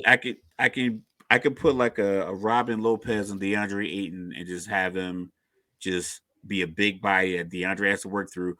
And he doesn't get opportunities. So even if he gets the ball in the post from the point guard that we don't know who is on the Suns, he's got to work through big bodies. So there's a few big bodies out west. Even if he has to go through AD, it's like if he gets that ball, the next play down the court isn't for him. Shaq is getting the ball called for him, the play called for him 4 times in a row in the game. And he's going to do his little drop step on David Robinson and dunk on him. It's crazy. Tim Duncan's getting the ball called for him. They're calling the play for him. Hey, clear out, get it to Timmy. Right. That will never happen for DeAndre Ayton in Phoenix. And if he has some kind of stipulation where he can be traded sometime this year, I know with the contracts and the Well, he collective was bargaining and eligible everything to else. get traded back in January. Yeah, but I don't know if that carries over to this year, if there's a different date or whatever. But I personally think they probably should have already moved him and just gotten a Easily. competent big man, kept Lansdale, get a competent big Mm-hmm. man. They probably could have signed a guy like Brooke Lopez. Not Mm-hmm. Brooke, but Robin Lopez. Robin Lopez. Yeah, yeah. Like a guy like Robin Lopez, just to kind of like, be scrappy. Get your 4 or 5 fouls, get the other guy technical, get the audience into it, wrestle with the mascot, whatever you got to do. DeAndre Ayton's not doing any of that. So I got the Suns at 45 and 37. Book it. Ooh, wee, folks, Tell, you hear this? tell me why I'm wrong. You know what I'm saying? I can't. That's You what know I'm what I'm saying? saying. Like I can't. You know what I'm saying? I'm just no, it's just not something that I had thought about. So I like, got the Mavs doing way better this year. oh yes, yes, I think Kyrie's years with LeBron, even though they were short, I think I think Kyrie's a smart guy. I think he's an intellectual guy. I think he's a good teacher. And I think he's learned in his Gulliver's travels since his time with LeBron. Now he was with Luca. Luca probably plays closer to LeBron's style with just running everything. Everything's to him. So I think Kyrie. I don't right, want to say he can go into that Robin role because that's not what I'm. That's not the narrative I want right, to right, share. right, right. But I think he can let Luca know, like, listen, these are the moments where you can do this and get the ball here, here, here. And these moments, get the ball to me here. Because Hmm. if Eric Gordon gets hot and he gets a few shots off, Seth Curry gets hot, he gets a few shots off, or they bring in Dante Exum to be with the second unit and Kyrie runs a two, and I think give Luca a break, get him off the floor. I think Kyrie would be like, yo, get these guys their shots. So when the defense shifts over, now I got this guy on with me and I'm a dance on him. I'm getting to the rim with anybody in the league. I think Kyrie feels that, like, listen, I can get to the rim with any defender in the league, no problem. My bag is that you get these other guys involved.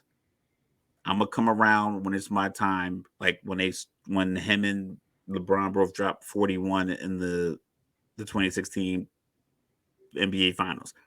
You don't get that unless you understand how to play with a guy who can also drop 41. It's hard for two guys to drop 41 points in a game, Yeah. especially with the way he dribbles the ball. But in order to get that many points, you have to understand, like, listen, this is how I play with the stars. So I think Dallas would be better. And I got your back, Jordan fans. Jordan Pippen scored 40 in the same game. Listen, me talk. I like OKC. I like their youngness. I think Yeah. ESPN would probably be good to put them on TV more. Oh yeah. Yo, this dude's so They got skinny. stupid talent. Yo, he is so skinny. I talk about my kids. My oldest son, he'll be 21 in a couple of weeks. He's probably 6 foot 6'1". He's probably hovering around like 190, 200 pounds. My middle son is probably close to like 5'9", 5'10", but he's like a slender, like 155, just super cut. And my youngest son's like 6 foot 170, something like that. And I'm looking at Chet Holmgren, who's 7'2", and he weighs 20 pounds more than my 14-year-old, He 22, he 23 has pounds more gained than my he has 14-year-old. gained 13 pounds since he got drafted. Yo, I can't see it. I watched the highlights. I watched the highlights the other day, and I'm like, that dude, that picture they showed of him was Photoshop. And on top of that, like, just I would have him not like, listen, man, this is what I need you to do. Just go on that super size me diet when old boy gained like a bunch of weight, like not necessarily that bad, but I'm like, listen, I need you eating salmon and shrimp and rice and pasta and just lifting weights. Don't do any cardio. Get the yoga, Pilates, pasta, and put some weight on because Wimbenyama, I saw Kenny Loft, or what's the boy name? Lofton, the Oh, light Kenny skinned Lofton boy. Jr. Yeah. Yeah, yeah. I seen him banging him in the chest, getting layups. And I'm not saying it's gonna happen every night, but it's what are you gonna do? You got to guard AD. What are you gonna do? You got to guard Aiden. What are you gonna do when you switch on to Luca, or you got to step out there and guard Jokic at 270, or Embiid coming down at The good 285? news is he can just leave Julius Randle wide open. Listen, if I'm Julius Randle, I'm just going in his chest anyway. I think every coach, at least one of the 7 assistants on the bench, is gonna tell everybody playing against San Antonio, who, I hope they do well. I hope they're on TV a lot. I want to watch more basketball this year. Like I said, I'm gonna go to Philly. I'm gonna check out more games. I'll be going on SeatGeek. SeatGeek, whenever they start sponsoring us, I want to rock with SeatGeek because they give you great ticket deals. I've been buying tickets from SeatGeek all week for different events I'm trying to go to over the next few months. Great deals. Um, so I'm gonna check out some of these games, but the Thunder, I like them because they're young. The problem is they had a little bit of success last year, and I don't want it to be a panic if they start off 12-8. And it's like, oh, it's just not gonna work. Yo, it's 20 games in. That is a quarter of the season. Let it play out because some of these teams, use one of your phrases, are going to come back to the fold. Somebody's going to start hot. Phoenix, maybe they need to start hot. They need to start out 8-2. You know who it won't be? It won't be New Orleans. New Orleans is going to have somebody fired or quitting. It's going to be. They're going to have a nice little trade. I like Willie Green as a coach. But it might not be for you. Yeah, like I mean, it's one of those things. Like I can fire the coach, I can't necessarily fire players. I've been saying before Zion signed his rookie extension to move him.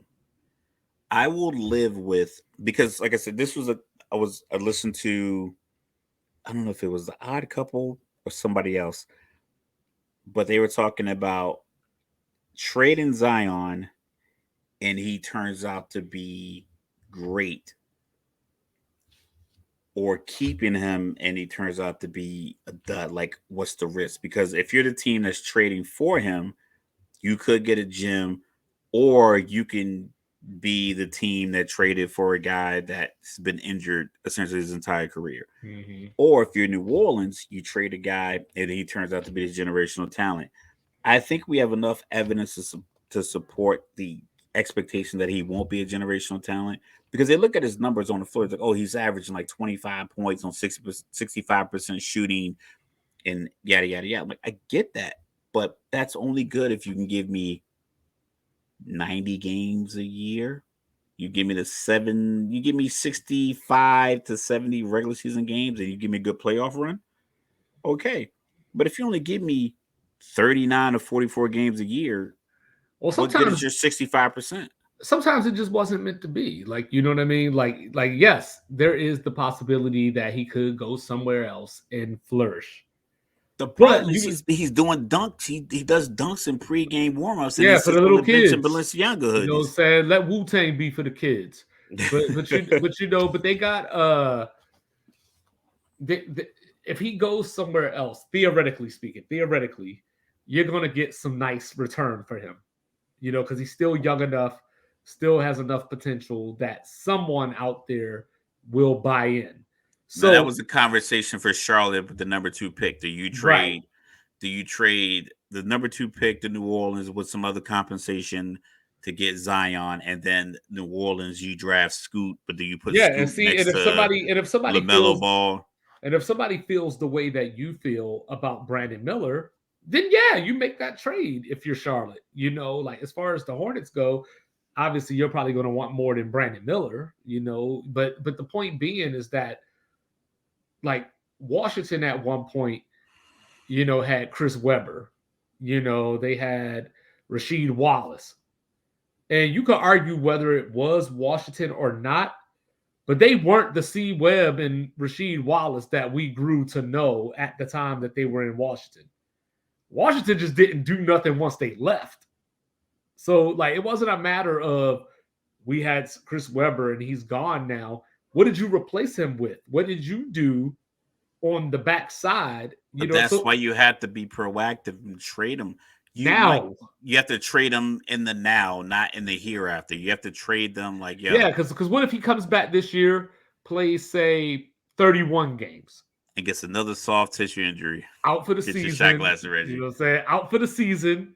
Then what? Now his value. Doing dunks, but then he's doing dunks on Instagram. It's like, don't put shit on Instagram. But then his value is lower now because now you're just adding an extra year of injury. But his check is exactly the same because you signed him to a rookie deal of $182 million. But you're trying to convince somebody to take him on with another failed year. You know what I mean? When you could just trade him now, if it goes well, you just wish him the best. Can he keep playing? Can he keep playing at that weight?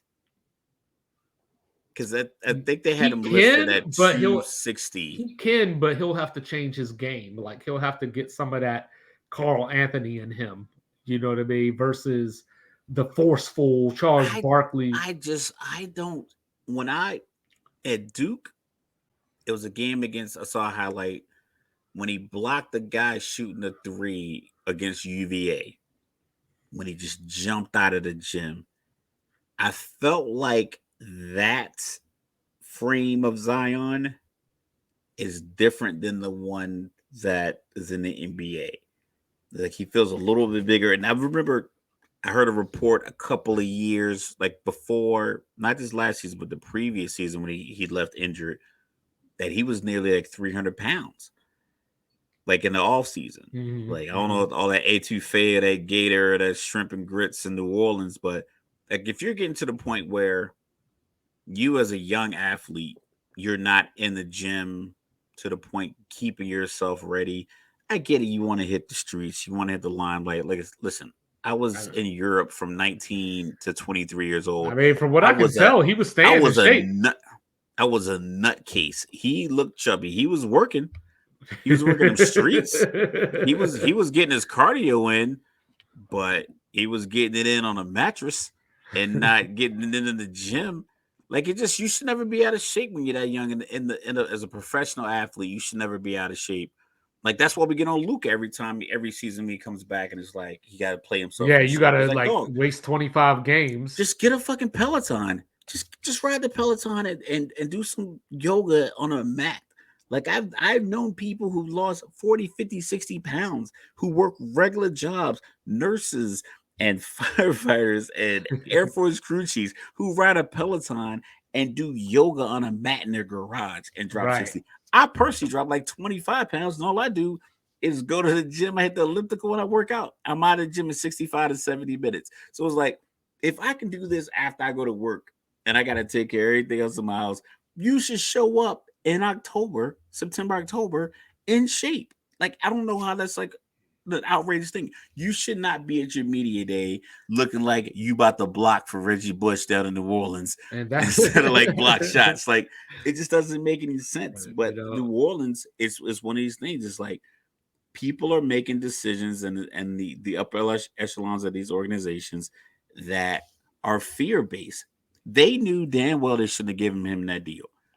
I said it. Everyone else said it. Like you shouldn't have given him the deal. But they gave him the deal anyway, and it's like, well, this is a result of that. That sounded like a get it off my chest. I mean, and I get it. These guys are prime athletes, but you know, like I have a high school freshman. He's about to be a freshman in high school. He and his teams, like he plays on, lacrosse and the football team. A couple of his friends play baseball. They play like other travel sports. And 7:00 in the morning, 3 times a week, they're down here at the school working out with the high school football team. They're going to be freshmen, so the freshman football team. They're working out with the JV and varsity players, and they're working out 3-4 times a week. The one morning doing yoga. So like if these 14, 15, 16, and 17-year-old young men can get out there and get in shape, and then come home, hang out, chill, sleep, and then have lacrosse practice in the evening. It's like, if these kids can do that, then there's no reason for you to be an NBA player with $180 million, $180 million contracts, and just show up out of shape. I get that the season is long and it's just stress on your body. You want to take a break, but you could take a break and you get 60 minutes, 30 minutes on the Peloton. And a Pilates machine. Take 2 weeks and do nothing. Go to Cancun, go to wherever, go to Japan, hang out, come back, bust your ass. And that's it. And I think a lot of these guys' injuries, I know, and it's abnormal to be that big. Like I said, like the tallest friend that I have a cousin that's like 6'7", almost 6'8", and my tallest friend that I know personally, he's 6'6", his brother 6'5", 6'4". Like, So they're it's like abnormally big to like we're out golfing and I'm standing next to them like this is ridiculous that you're this big of a human being and I get that it's like an abnormal thing in certain parts of your body, your feet hurt and things like that. But you're also fortunate enough to be that big and athletic to be in a league with other people who are athletic, Right. with other people like doctors and medical personnel and equipment personnel and owners and GMs and player personnel, people who understand the plight of you being that big and they can provide you things. Like everyone has a code. Even if you are a practice squad player in the NFL, you get a code to the facility so you can come work out. Right. Like everybody gets. I knew a guy who he went to Grambling as a walk on, and he said that it didn't matter if you're a walk on or if you're on scholarship. If you were a cornerback and you were this height, they told you they wanted you at this weight, so you had to go to the equipment room and they gave you your creatine, your protein bars, your protein powder, and they gave you your routine. Like, listen, you need to be at 175 pounds by this date. Take this, take this, take this, take this. Next, he's like, it doesn't matter if you're a walk on or a scholarship player. So the teams are doing their part to get you ready. They're giving these contracts. Yes, you're sacrificing your body, and I understand that, but why aren't you ready for the Right. season? Right. Why are you Why am I always more missing these? why am I more invested in you than you're invested in you? Exactly. Like, and I get it. Like I said, I lived in Europe as a black dude from 2001 to 2005, 19 or 23 years old. I get what the life light looked like. My friends were promoters. I A friend of mine was from Philly, another guy from South Jersey. We'd go places, we'd be sitting with the owners and we'd be sitting with the DJs that go to the DJ booth. People are bringing me alcohol, people bringing me food. And I that was a tiny glimpse of it on Friday and Saturday night, sometimes Sundays, depending what city or country we were in Europe. And I get it. It's like, yo, this is crazy. We would talk about it the next day. Like, yo, did you pay for anything last night? I'm like, nope. It was like, old boy, the promoter, he had his assistant just bringing us drinks all night long. I just was sitting in a booth. I just in the DJ booth with the DJ, and they were just bringing me drinks all night. And I get that, and that was a small scale. So I can only imagine when it's like when you are a 19 or 23-year-old NBA player. It's probably just 10 times what I would Mhm. describe. But I still went to work on my day. Right, right, I right. still, like I said, I still did my PT test. I still did the little things that I had to do to get back to Thursday night, Friday night when I Yeah. was in there and security was letting me in through the side, We all stuff been a like little that. drunk in our gas mask, you know what I'm Whoa, saying? man, That I was had some good allergies on my sleeping. gas mask one time. Oh, Yeah. Korea, I was asleep by a dumpster in my gas mask, You know what I'm middle of saying? the day, two It just o'clock in the afternoon, it just July.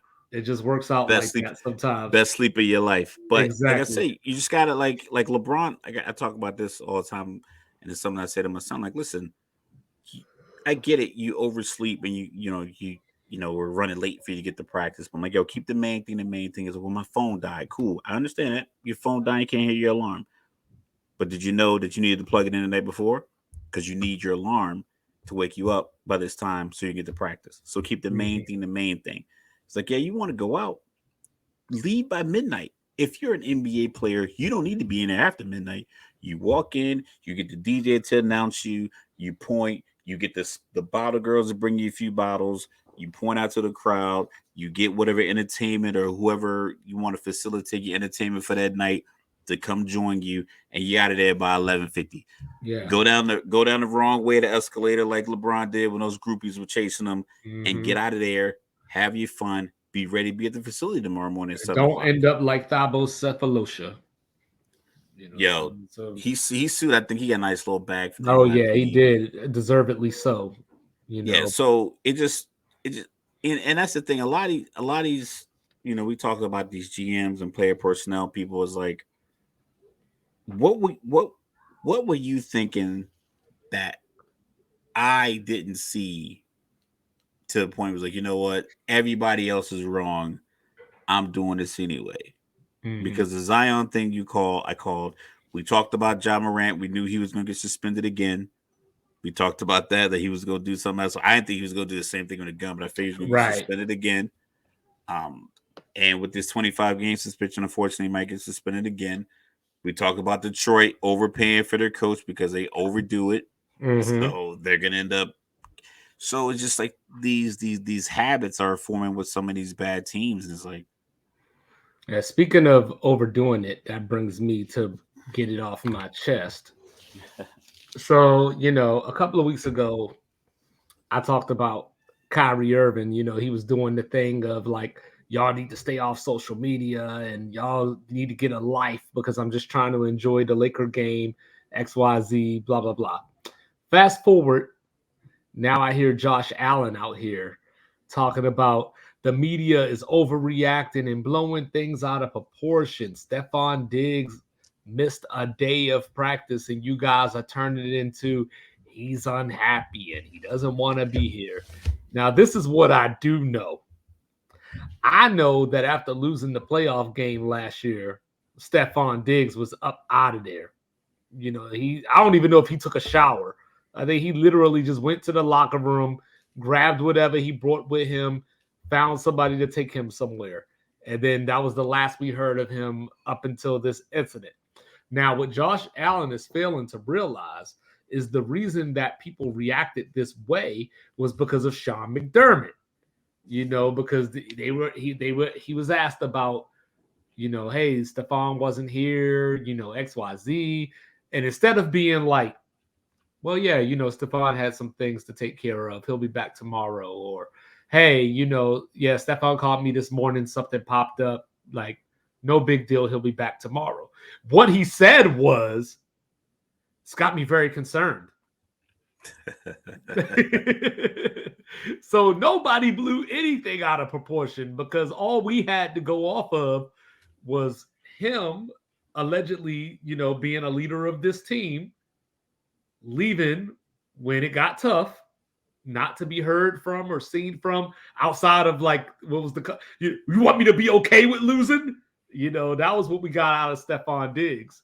And then all of a sudden he's not showing up out of the blue.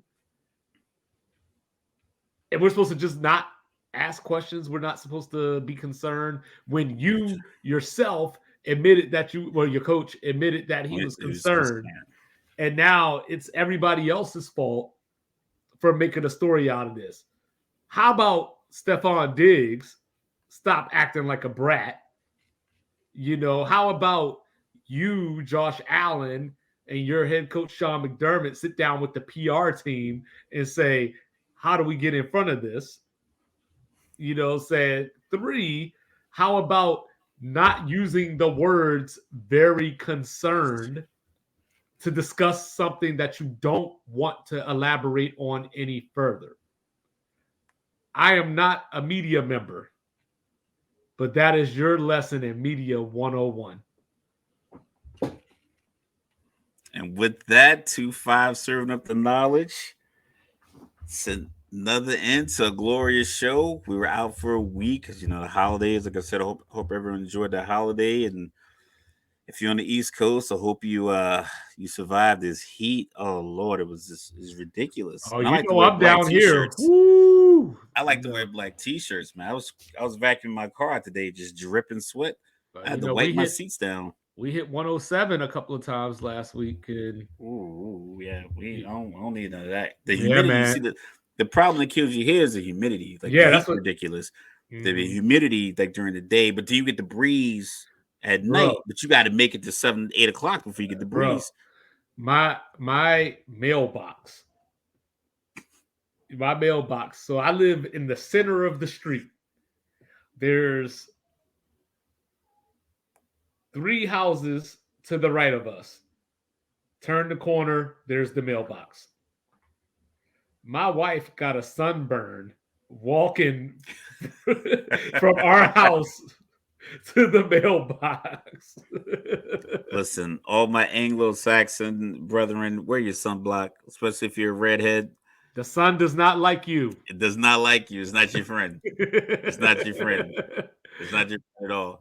But even if you pay for the solar panels, the sun not your friend. Yeah, and I got that too. But so of course, The sun doesn't like them, but America, we love you. Shout out to New Jersey Lacrosse Club. We got our tournament this weekend at Hershey. Yeah, I mean, gold, silver, 2027, 2026, 2025. I think 2028 is playing that weekend too. So it's going to be lacrosse all weekend long. Shout out New Jersey Lacrosse Club. Let's go. Let's get these victories. Let's get these t-shirts, these trophies, all of that. I'm going to be out there all weekend. So let's have a good time. Shout out. Lacrosse. Yes. Get your kids into it. It's fun. Yes. So on that note, like, subscribe, review. It's free. Don't cost you a thing. Just like J-Lo, my love don't cost a thing. This is your show, and I just got love for you. In America, we are out. We will see you next week. Peace.